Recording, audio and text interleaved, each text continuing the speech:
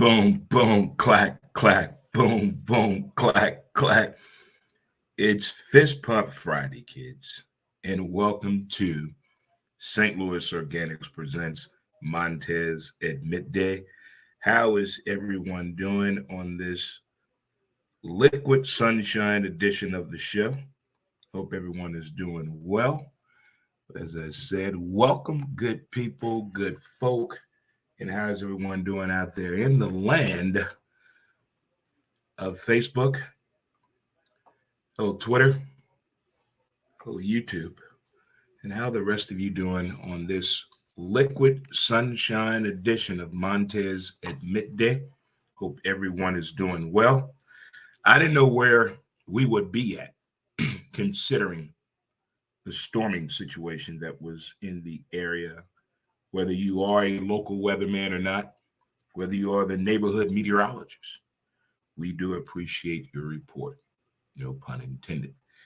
If it's your first time tuning in, thank you, thank you, thank you so much. It does not go unappreciated. We really do appreciate it here.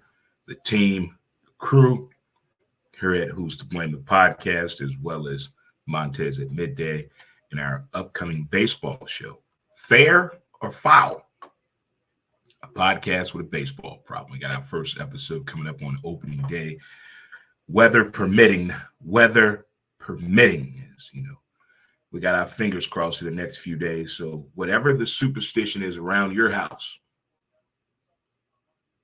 to not bring any liquid sunshine next week, we need to get in that routine. I think we can probably go up till Tuesday. If it's going to rain Wednesday and Thursday, we need the weather to cooperate, because I think everybody want to look fresh.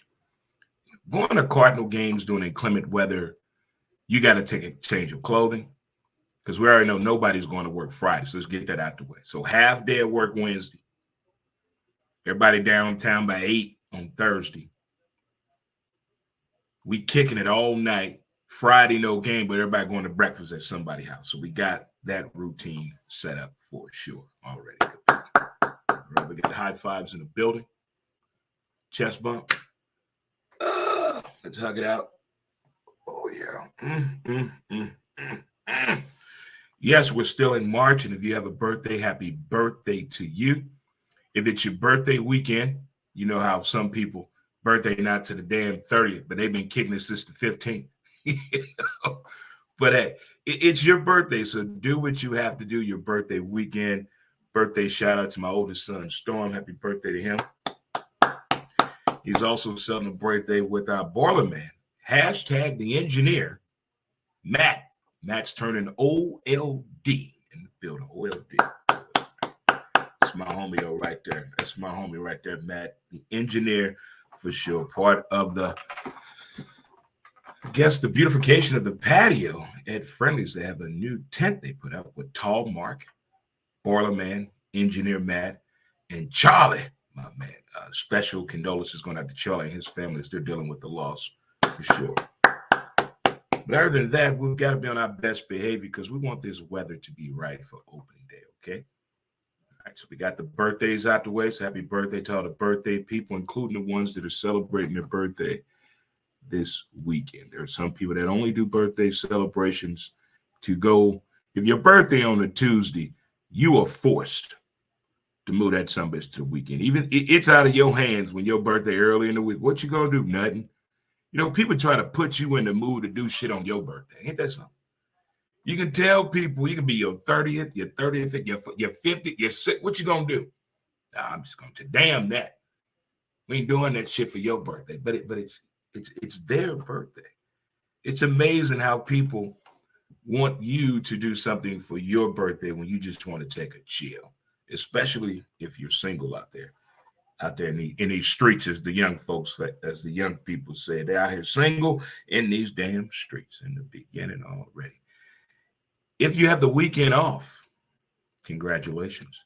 How's your bracket? If your bracket is still doing good, my good friend Cassie the JoJo, she has Xavier going all the way.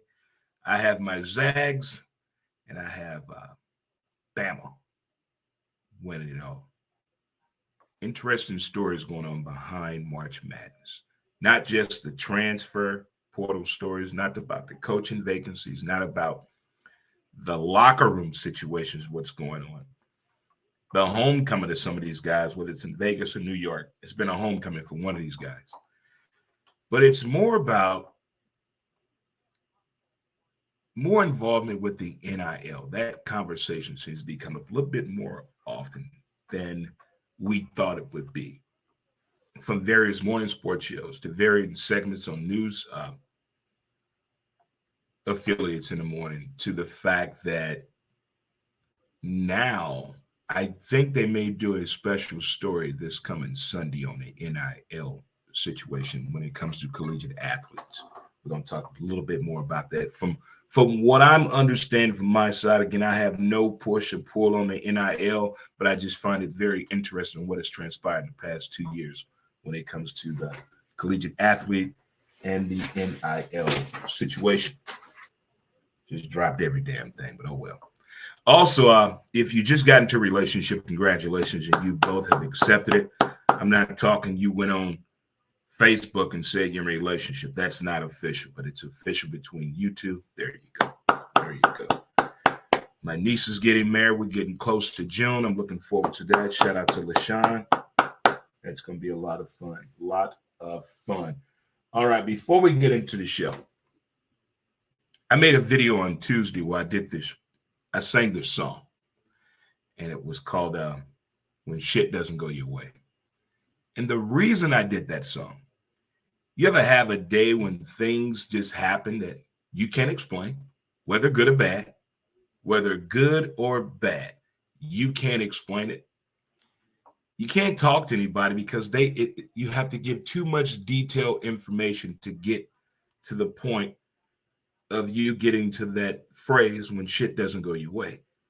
You got to give too much detailed information to share the situation with somebody. So you just try to handle it yourself, or you try to take it out on something. Let's say you try to do some demolition work, then somebody's going to come along and say, so what's wrong with you?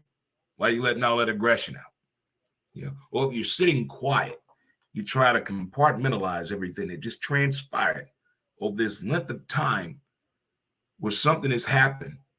You can't put any meaning on it, but the only thing you can come to say when shit doesn't go your way. It can be an inspirational thing. It can be a mindset. It can be a stepping stone. It can be a bookmark. It can be an early reminder. But in the whole gist of that 1 minute and 30 seconds of me singing that song, so many things came in my head of using that phrase when shit doesn't go your way. But at the end of the song, I told you, it will. Shit will go your way. It's all about how you take it when it's coming to you, what's going on in your immediate life that you can control, with this BS coming in that you cannot control. How can you navigate both of these two separate entities invading your personal space at the same time? How do you control that? There's no book on it. There's no class. There's no theory. There's no equation. It's like a deer running in front of you with your kids in the backseat and your passenger asleep. What are you going to do? It's one of those situations that just, you can't yell because people are going to look. And I'm 6'2" with a fro, loud, deep voice. They're going to call the police if I do that. Oh, Dre's mad. Call cops. Can't do that. You got to count. You got to be quiet. You got to rub your hands together. You got to do whatever you can to get to that point to not let it escape you, but still get a handle on the situation when you feel like you're in control. That's the reason I made that song. That's the reason at that point I sang those lyrics. Wasn't written down on anything. Just from here and here, let's go. What's the worst that could happen? Now imagine at one point we all have had times where we didn't think we had another option, a choice, an alternate ending, an alternate answer. At some point, we all believe that. But when you recognize and shown that there are other options, because in the heat of the moment, in the heat of battle, in the thick of it, in the belly of the fire, you're not thinking of other options. You're thinking of just one thing, getting the fuck out. That's it. But afterwards, you look at what you've been through and how you got through it. And you look at your notes, you look at your resources, you look at your tools, and you look at yourself and you say, damn, I did a pretty damn good job, didn't I? It kind of wants you want to reward yourself on what you did, but you can't explain it to nobody because it'll probably take 2 or 3 fucking weeks to explain what you helped yourself get through. God damn it, Gump, we did it again. All right. Here are our words of the day to get us going. We're going to let it go. We're going to ignore them. Give it time. Don't compete. Stay calm. It's on you. And laugh. And laugh. That is one of the best forms of relaxation and energy I can get. Just laughing, man. Just laughing. Just laughing and a good hug goes a long way. If you'd have told me that shit when I was 18 or 25, I'd have said, get the hell out of my face. When you're young, we only think one way of happiness, sex. But as you get older, you figure out different ways, to get to that happy point for you. Not just them, for you. All right, good people, we're getting close to that time of the year. What time is that, Dre? Oh, it's tax time. Time to pay the man. Time to pay the man. Give him money. All right. Unlimited taxes and more. You file the unlimited way. Call 844-563-1040. It's 844-563-1040. Or stop by their location in Central West End, located at 709 North Euclid. All right. Tell them Dre Montez that Dre told me to come on through. All right. To get your mindset right and get yourself out of neutral and back on in the drive. Reach on up right here to the good people here of Palmetto TMS. Check them on out today. PalmeroTMS.com. There for you, good people. We got to help each other out any way we can, know how, and do. It's a lot of things on us, a lot of things up to us as a community, as a whole, as a group, and as people. If that's the case, let's help each other out. Call 314-697-TMS. or 314-697-4867 today. All right, good people. Does it feel like Friday to you? Does it feel like Friday to you? How's your Lent going? How's your Ramadan going? How are you doing? How are you doing? Are the kids okay? All right, first thing we're going to talk about right now. We already got out the way while I sang that song on Tuesday. By the way, if you're looking to do some advertising with a live streaming show or a podcast, please reach on out to us. You can contact us at www.dremontez.com, or you can reach us on any of our social media platforms, Facebook, Twitter, Instagram, or YouTube. And before it's gone, TikTok. TikTok 6'3", you can find some of the crazy videos that we have posted over the few months or so since we've been ticking and talking with the people, of the people, by the people. Or if you just want to make a donation to the show, you can do that. There's a button on our website. Just hit that donate button. Any donation you give us, we greatly appreciate it. Thank you for sure. Good people. All righty. Here we go. Getting over it / finally accepting it. You can take that any way you want to. As a fan of rom-coms, as a fan of IRL in real life, those two phrases can go all over the place when you accept it, when you're getting over it. Whether it's a job, that dream job, you work so hard for this job to get yourself in position to have the job, and you finally get the job and it doesn't go as planned. Doesn't go as planned. You got to get over that. You got to get over it. We've all been involved with things that we know we didn't give a 100% to. We know it. We're the only reasons why we know we fail most things. You know the real truth. You know the truth. They tell you all the time, only people that know the truth are the people involved in God, already in the building. So you know why it didn't work. You know why it failed. You know why it's hard to get over. You know why it's hard. You can't accept it. But when you get to that point of understanding why it happened, you got to get over it. Understanding, you got to accept it. I'm not saying you got to get rid of the memories, those lasting sensations, that moment you know you were the shit in that job. You knew it. That condo you had, you knew it, but you knew you weren't going to have it long. You knew it. But you got to get over that. You got to get over it. It's hard. And don't get me started on the relationships. Think about the relationships you were in, and you know damn well you didn't give it, not even damn 100%. You didn't give it a percentage. You were just there. And what I tell you, the most valuable thing we can give is what? T-I-M-E, called time, kids. Time. And when you find yourself in that situation, wasting time and being judged on what you bring into the table, what am I supposed to get out of this? You get in that confusion point of that.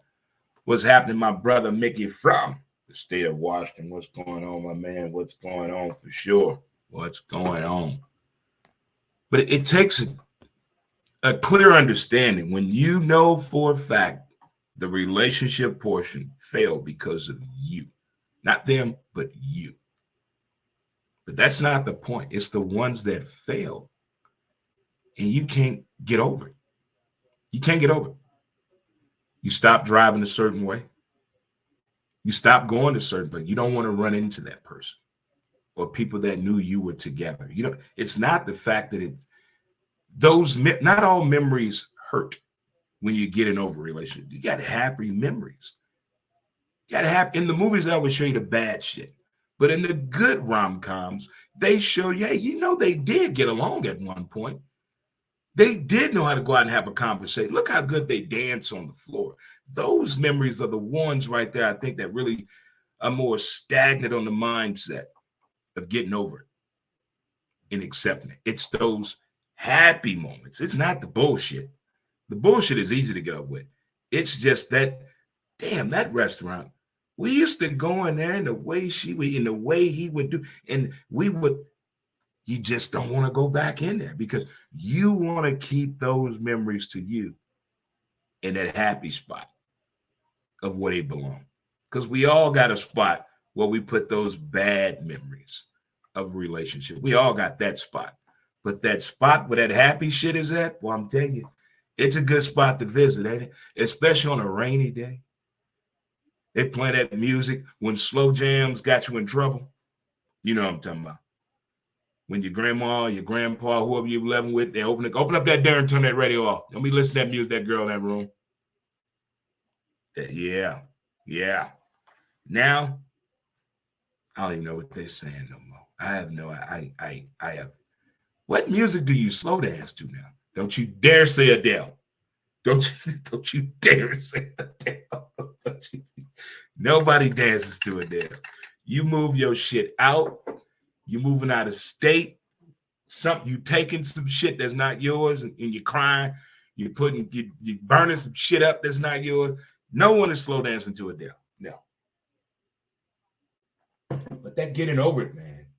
I'm telling you, that the way they capture that in teen movies today, that 12-year-old that's in love, that 12 to 15-year-old love, boy, look here. That's some pain that just rips your soul out. I was telling my homeboy yesterday, I was 9 years old, 1979. Oh, it was just like yesterday. Mother and I were finishing up our margaritas after watching an episode of Guiding Light. That's a lie. I wasn't drinking my martinis with my mama. But my neighbor across the street, she was like 28, 32 years old. I was in love. Ugh. At 9 years old, never said a word to this woman. But to me, she was my woman. Real quick on Flashback Fridays, we were talking about how many kids in the hood got their ass whooped defending their mamas or sister honor by their mama having a fat ass or their sister having a fat ass. and people talked about them, and the kids got into fights. The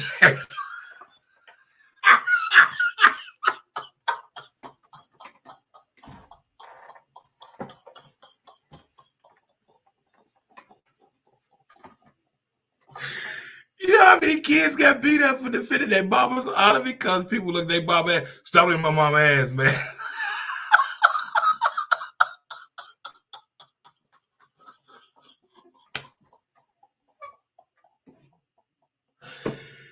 Oh, that was really good on that, man. Your mama got a fast, man. You better shut the fuck up talking about my mama.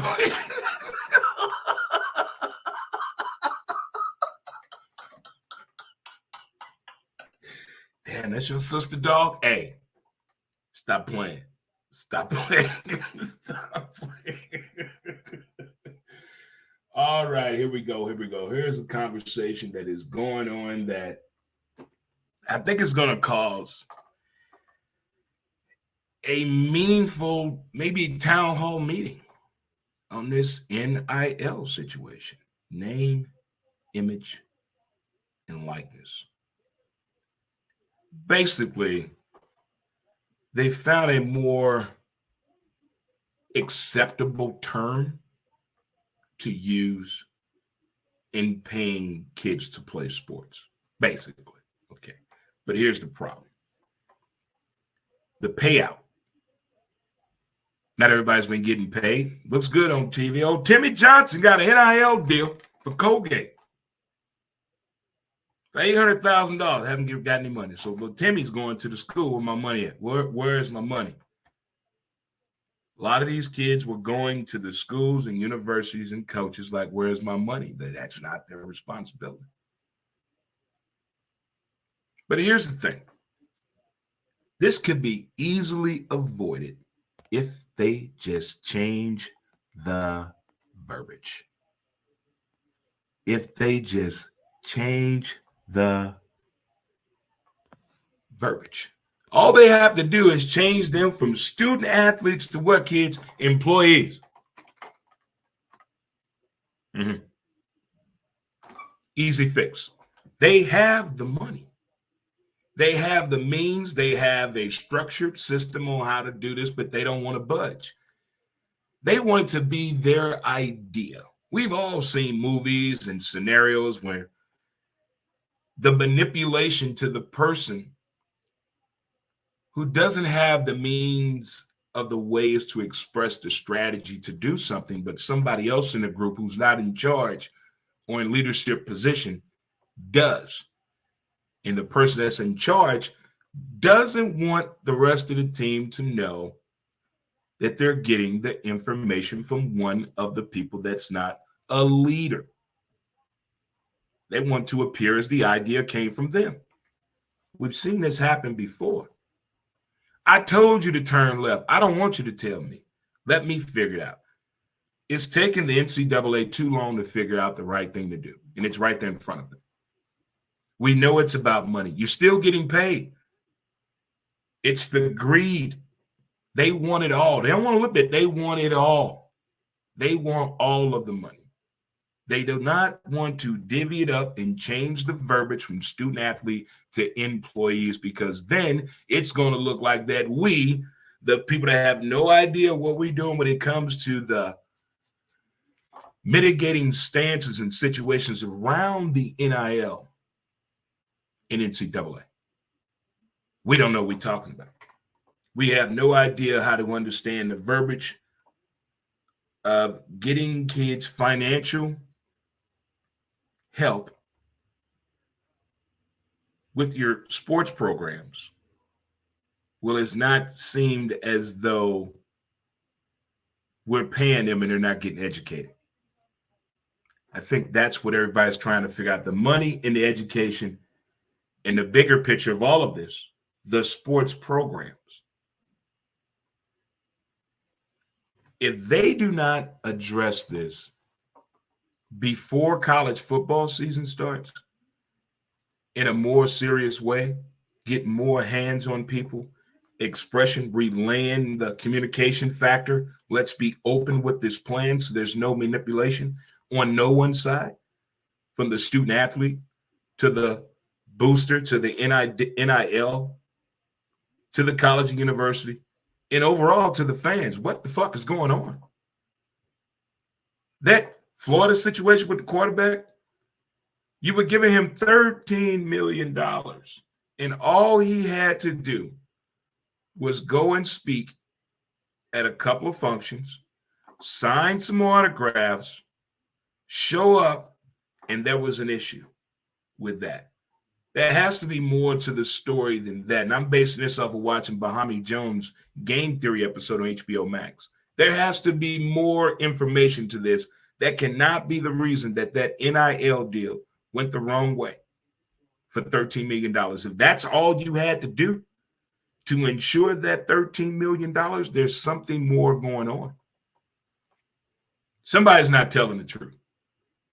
Let's just look at everything that has transpired in the past 5 years concerning the NCAA and what to do when it comes to financial situations with athletes. Remember that huge investigation during the NCAA tournament? Remember that investigation? Who got in trouble? Who was punished? What was the overall result? From that investigation to now, are we worse or better off?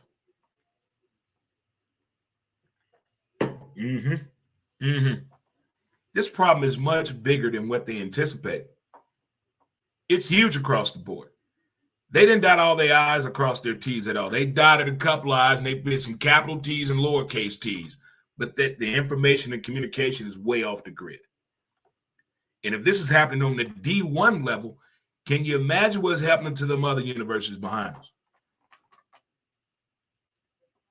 Once them kids get on that campus and fulfill the obligation of the needs of the folks that want the money, want all the fame, they don't care about them kids. So how can we get the focus back on the kids? How is this possibly going to get done? We can't have them going and do their own thing and go online because those credits and those courses are not all accredited. How many kid stories have you heard since the beginning of March Madness on their track to playing college basketball, all the shit that happened to them? How many schools can these kids go to and they figure out they can't transfer because none of those classes are accredited classes?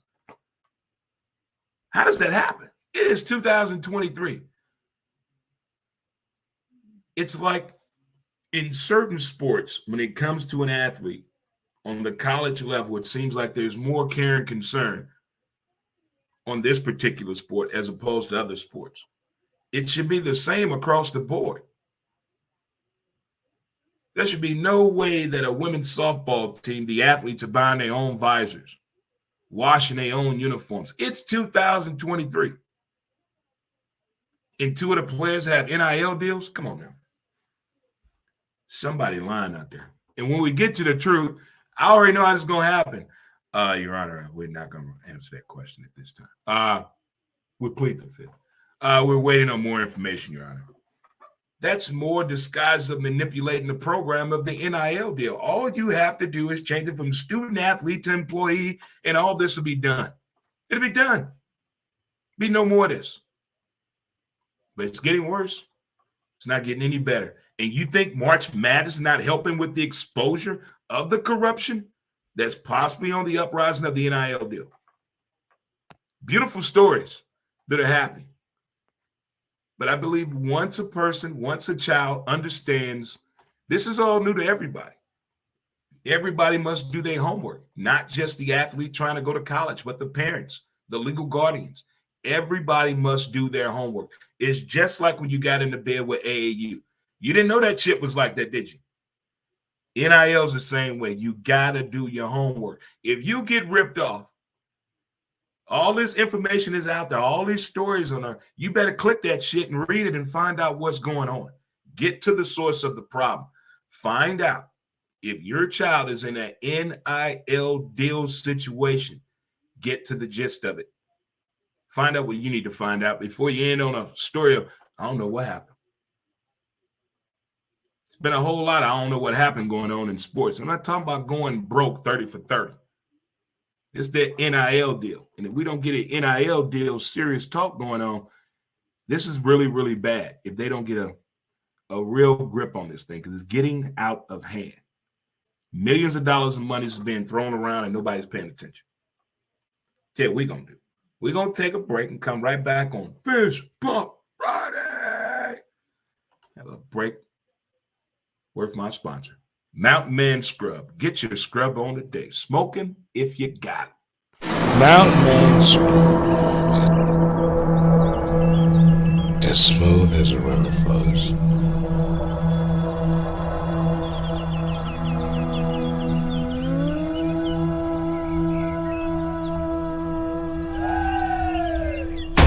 MountainManScrub.com.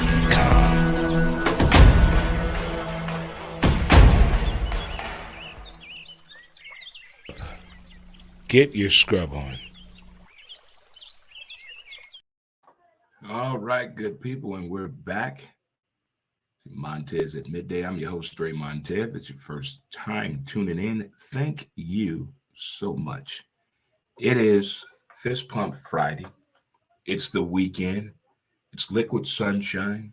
We're getting closer and closer to the start of Major League Baseball season. March Madness is in a funk. It definitely is. How's your bracket doing? Are you in the money? Are you in the conversation around the office? Or are you winning your pool in your own damn house? More important. There it is right there. There it is for sure. So we talked about, if you're just tuning in, I did a song on Tuesday called When Shit Doesn't Go Your Way. I broke down why I did the song, what it means. It was just a day when you can't express yourself the way you want to. You got to get a more creative approach to the day. No matter what, appreciate the details of the day. And also, we talked about getting over it / finally accepting it, whatever it may be.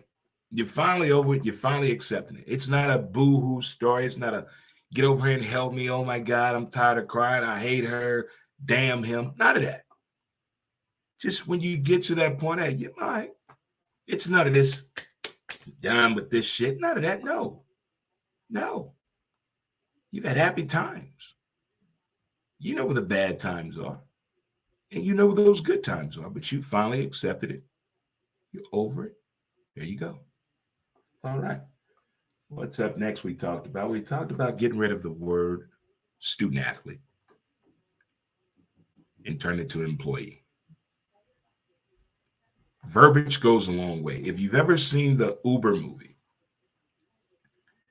with it was on Showtime. It was the Uber story. The verbiage. This kind of reminds me of that. The verbiage. It kind of reminds me of the McDonald's movie about what happened in the story of McDonald's. The verbiage in the original contract. That's where we're at, to me, with this NIL in collegiate sports. It's the verbiage of the student athlete and employee. If they can figure out a way to make that work for both sides, most importantly, we got to make it believe it's the NCAA idea. We got to make it seem that way.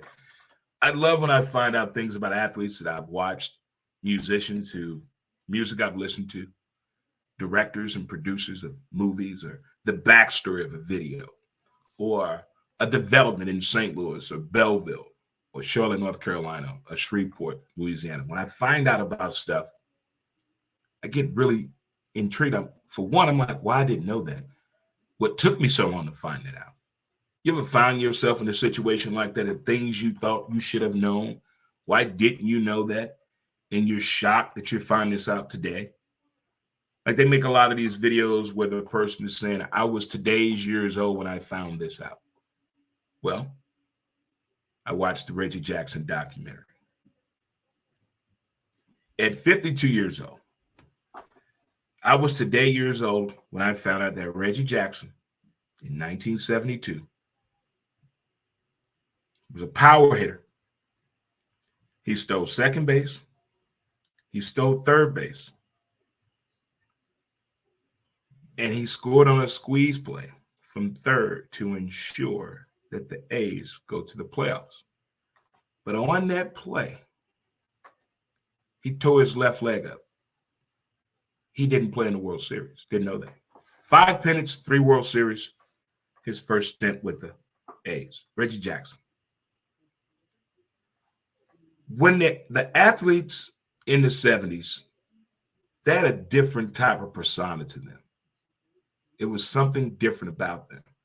In watching this documentary and several others I've watched concerning the African-American athlete in the 70s, the backstories is something else on why they're this way, why they did this, why they didn't do that. I don't want to spoil it for you, but Reggie Jackson, his documentary explains a lot about Reggie Jackson today. A lot about Reggie Jackson today. And Reggie Jackson, seeing him play as a kid, he looked different. He had a certain bravado about him when he was on the field. He's in a batter's box. He's the first dude with the beard and the mustache. First $1 million contract, Major League Baseball. He was that dude. He was the first superstar of the game, and he lived up to the moment. He understood his role. I think that's the issue with today's athlete. They try to fulfill so many different hats instead of focusing on the one thing. The others will come. When you try to do all that, I believe that's when chaos happens, because you're trying to satisfy so many people instead of doing the one thing that got you here. And as you get to understand one part of it, then there's another part, and there's another part. In the words and the way that Reggie Jackson did it, there was more guidance coming in the professional setting for African Americans, because there were others around, whether they were entertainers in that city or town you were playing in, or knew of you, or knew somebody in your family line to ensure everything's going to be okay. I'm talking to the days of what's his name? Oh my God, that fought Muhammad Ali, Joe. He had a pool hall that when he come in, they had him go to the back door because they didn't want nobody to bother him. There were so many athletes that had different type of security than the security that we have today for athletes. But back to his Reggie Jackson documentary. Just coming into the league back then was totally different. Totally different. And there's no way an athlete today can look at that documentary and use that as a guidance point for today, because it wouldn't resonate. It would not resonate to use what Reggie did for an athlete trying to come into today's league. There's no way possible. Struggle is struggle. The ability to play the game under those conditions comes with style and grace. You do what you got to do what you want to do. And what those athletes did, not just Reggie Jackson, several of them, you can hear him speaking on what they did, the reason they had that look, what was going on behind the scenes, how to block out everything, how to keep one thing that you didn't share with nobody, but it's your own thing that you go to help you get over a certain moment that you're in. And then the relationship between him and Billy Martin. That is something I believe no one but those two individuals really can tell us what happened. Nobody in the dugout, nobody that's related to either one of them. I think these are the only two people that can tell you what was the real problem with Billy Martin and Reggie Jackson. But overall, Reggie Jackson took two different approaches. He took the Jackie Robinson approach, and he also took a Jim Brown approach as to how to handle being an athlete at the top of your game in the 70s as an African-American male. It was a certain expectation that was already bestowed upon you before you even got to the ballpark, before you had your first at bat. The expectations are right there. Now, that's more of a comparable situation today, as we expect so much from these athletes, even before the game even starts. Look how the gambling feeds go. You know, we want 16, 6 rebounds, 2 assists. They don't get that. Well, he didn't show up. He didn't show up. But we're not thinking what's going on behind the scenes. All that plays into effect when we watch these athletes. I think today it's even more prevalent now because we hear and see more than we did in the 70s and 80s when it comes to an athlete, whether performing well, mediocre, under par, sharing their salary, which I still think is not a good thing to do because that's the first thing that we do. How much money they pay? You're not worth all that money. But as Reggie said, when everybody else was tired, game 120, I've got my Energizer Bunny. Let's go. Let's go. He knew how to compartmentalize his energy. What we call peak performance right now, what we call the moving the needle in sports performance is what they're doing because they have all that different analytic data that has value to it that they use in negotiations. But back then, you just had talent to express. Here are my numbers. Give them my money. Give them my money. I mean, baseball is it's the most superstitious sports. It has a past that baseball does not want anybody to talk about anymore. They don't want to talk about the past days of Major League Baseball because it was horrible. If you had a disagreement with your manager, you got sent down to the minors. There's no telling how long they keep you down there. Reggie Jackson had a beard and a mustache, first $1 million player, first dude to pour champagne on the commissioner. And when you see him pour that champagne on the commissioner, it is nothing like Dion pouring it on Tim McCarver. Whole different ball game here. Whole different ball game.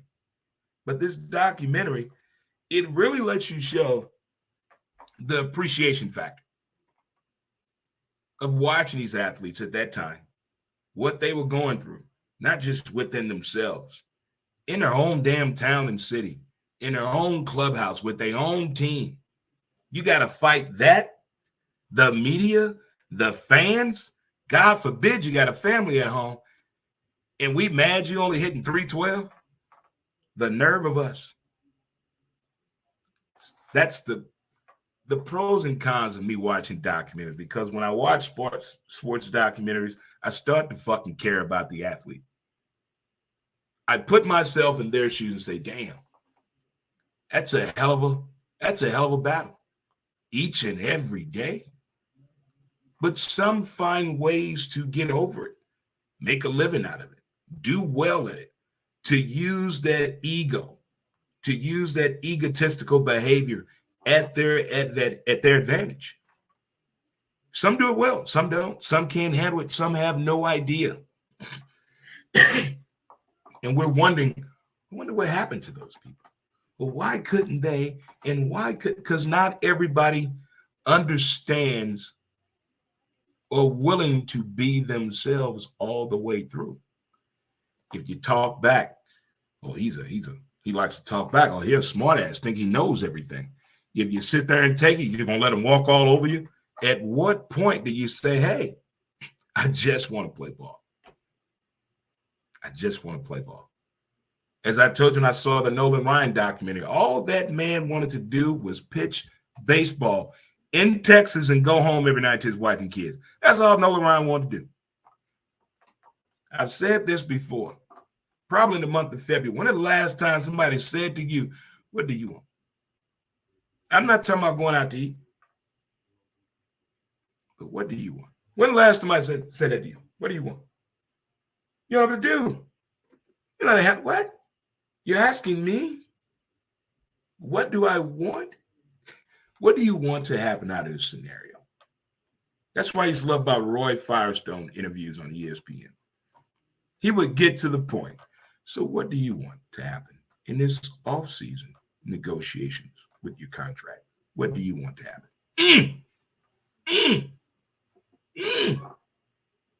That's what I'm talking about. Hope your bracket does well. It's Friday. There's lots going on. It's been a lot going on 3 weeks prior to this. I want everybody to rest up. Don't go too wild and crazy this weekend. Save your energy because we got some partying to do here in about 4 days, about 5 days. We're less than a week. Next Thursday, we got some partying to do. And again, happy birthday to my oldest son, Storm. Birthday tomorrow. And also happy birthday to Ballerman Matt, the engineer. Birthday as well. Well, kids, boys and girls, and children of all ages, do yourself a favor. Listen to someone's podcast. If you like it, share it. Share different podcasts out there with people. If your friend is doing a podcast, your neighbor, your neighbor's kid, your wife, the mother-in-law you don't like, your ex-sister-in-law, whoever they are, share their work. Let go of the hate. It's just people talking. That's all it is. It's just people talking. I'm not a talker. I'm not a talker. But kids, enjoy the rest of your liquid sunshine as we get ready to rebuild Noah's Ark here in St. Louis and sell them down the street. Most importantly, the car is the law. Check it on out if you can. XFL March Madness closing in on opening day of baseball. The NFL, I'm watching this bullshit y'all pulling behind the scenes. I'm watching. All right, kids. Don't forget to enjoy the rest of your Fist Pump Friday and appreciate the details of the day. And have a good Fist Pump Friday. If you're off already and you're feeling frisky and you're doing something naughty and you're being weird, good for you. There's nothing wrong with doing anything weird or naughty. All right, kids, enjoy your weekend and we're out. Montez at midday. Montez at midday. I'm going to talk to you. Yeah. Montez at midday. Montez at midday. I'm going to talk to you.